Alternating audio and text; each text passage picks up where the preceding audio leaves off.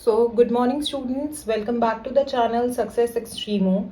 In the last class हमने alcohols, phenols और ethers जो कि क्लास 12th का चैप्टर है CBSE का, उसकी हमने इंट्रोडक्शन करी थी, राइट? एंड मैंने लास्ट क्लास में आपको बताया था कि किस तरीके से हमारे अल्कोहल्स बनाए जाते हैं, हो गया what is the bonding between alcohol, what is the bonding of the atom in phenols and what is the bonding in the ethers. And मैंने आपको ये भी बोला था कि अब से जो हमारे लेक्चर स्टार्ट होंगे, I will start with the topic alcohols. So starting with the alcohols, the first topic that we need to start is the classification of alcohols. ठीक है, क्लासिफिकेशन ऑफ अल्कोहल्स में सबसे पहले हमें ये समझना है कि जो हमारे अल्कोहल्स होते हैं, depending upon the number of OH groups in the compound. ठीक है, अब अल्कोहल का मतलब क्या है कि मेरे पास जो फंक्शनल ग्रुप होगा कंपाउंड के अंदर वो OH होगा, राइट? अगर कंपाउंड के अंदर एक OH है तो उसको हम बोल सकते हैं मोनोहाइड्रिक. याद रखना, mono means one, hydric means OH groups. ठीक है, तो ये जो हम क्लासिफिकेशन कर रहे हैं, ये हम कर रहे हैं on the basis of number of OH atoms attach in a compound. ठीक है, तो इसका अगर एग्जांपल है तो इसका एग्जांपल होगा जैसे C2H5OH. इथेनॉल होता है, ये हमें पता है. तो हमारे पास कितने OH हैं? हमारे पास we have only one OH. ठीक है, अब इसका नाम हमें पता है कि इसका नाम इथेनॉल होता है, और अगर कॉमन नेम की बात करें तो कॉमन नेम होता है हमारा इथाइल अल्कोहल. ठीक है, सेकेंड क्लासिफिकेशन आ जाती है कि अगर कंपाउंड के अंदर दो OH अटैच है, that is CH2 and it is further attach with OH and OH. इसको हम इस तरीके से भी लिख सकते हैं. अगर आपको कंफ्यूजन हो रही है तो we can write it like this also. ठीक है, now how many carbons are there. अगर इसका नाम लिखने चले तो इसके अंदर कितने कार्बन्स है? तो इसके अंदर दो कार्बन्स हैं. ठीक है, तो इसका नाम क्या हो जाएगा?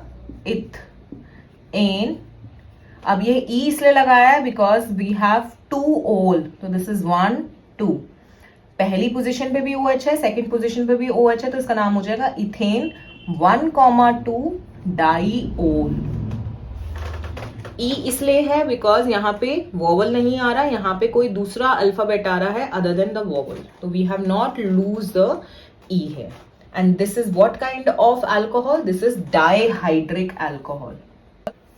And if I talk about the common name of this particular compound, why I'm talking about the common name of this particular compound? Because this particular compound is quite important. Because ये आगे भी बहुत ज्यादा use होगा, या आगे भी reactions में आप देखोगे, तो हमें इसका नाम पता होना चाहिए. Common name we should be aware of. तो इसका नाम होगा इथिलीन ग्लाइकॉल. थर्ड तरीके के अल्कोहल्स जो आ जाते हैं, that we have trihydric alcohols. इसमें क्या होता है कि तीन OH अटैच होते हैं. तो we have an example of CH2 CH CH2 OH here here and here. अगर इसके नाम की बात करें तो इसका नाम हो जाएगा, we have 3 carbons in the chain, तो name will be propane 1,2,3 triol. ठीक है, and if I talk about the common name, which of course you must be knowing because ये आप विंटर्स में भी यूज करते हो, तो इसका कॉमन नेम क्या होगा? ग्लिसरीन या ग्लिसरोल. ग्लिसरोल भी बोलते हैं, ग्लिसरीन भी बोलते हैं. ठीक है, तो this is the classification of alcohol on the basis of number of OH group attach in the compound. अब नेक्स्ट आता है हमारे पास क्लासिफिकेशन ऑफ फिनोल्स.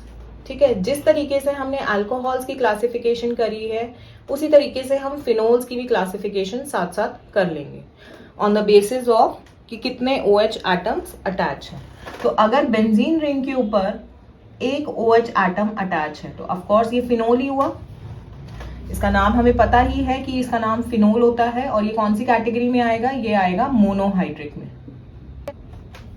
ठीक है, अब बेंजीन के ऊपर दो OH एटम्स भी अटैच हो सकते हैं, या दो OH ग्रुप्स भी अटैच हो सकते हैं. अब इट इज नॉट नेसेसरी कि वो जो दो OH एटम हैं वो ऑर्थो पे ही अटैच हों. अब वो जो अटैचमेंट हो सकती है वो इस तरीके से भी हो सकती है, 1-2 की अटैचमेंट भी हो सकती है, ठीक है। वो 1-4 की भी अटैचमेंट हो सकती है, मतलब पहली पोजीशन पे तो OH अटैच होगा और पैरा पोजीशन पे या फोर्थ पोजीशन पे भी हो सकता है तो दो ना, मींस है तो ये कैटेगरी में डाईहाइड्रिक की कैटेगरी में, लेकिन ये 1-2 अटैचमेंट है, ये 1 और 4 पे अटैचमेंट है। उसी तरीके से मेटा पे भी हो सकती है 1 and 3 अटैचमेंट, ठीक है। तो अगर इनके नाम लिखना चाहें तो ये सारे जो तीनों तरीके के कंपाउंड्स हैं ये आते हैं हमारे कैटेगरी में, दैट इज डाईहाइड्रिक के अंदर, डाईहाइड्रिक फिनोल्स के अंदर, राइट। अगर इसका नाम लिखें तो बेंजीन के ऊपर OH अटैच है, बेंजीन की पहली पोजीशन पे और बेंजीन की दूसरी पोजीशन पे। तो बेंजीन मेरा पेरेंट चेन हुआ, तो इसका नाम अगर मैं लिखूंगी तो इसका नाम हो जाएगा बेंजीन 1,2 डाईओल, फर्स्ट और सेकेंड पे। अगर मैं इसको पेरेंट चेन मानती हूँ तो फर्स्ट और फोर्थ पे है, तो इसका नाम क्या होगा, benzene 1,4 diol, and this will be benzene 1,3 diol. Okay, these are the IUPAC. The third category of classification is of trihydric. Trihydric means 3 atom phenol के ऊपर अटैच हो गए या बेंजीन रिंग के ऊपर अटैच होगा। तो ये कैसे भी अटैच हो सकता है, let us take only one example. तो it can be this type of arrangement और this type of attachment of OH, कि फर्स्ट पे लगा हो, सेकंड पे लगा हो, थर्ड पे लगा हो, और भी हो सकती हैं बहुत सारी अरेंजमेंट, वो हमें डिटेल में जाना नहीं है ज्यादा। तो इस है तो ये ट्राईहाइड्रिक फिनोल,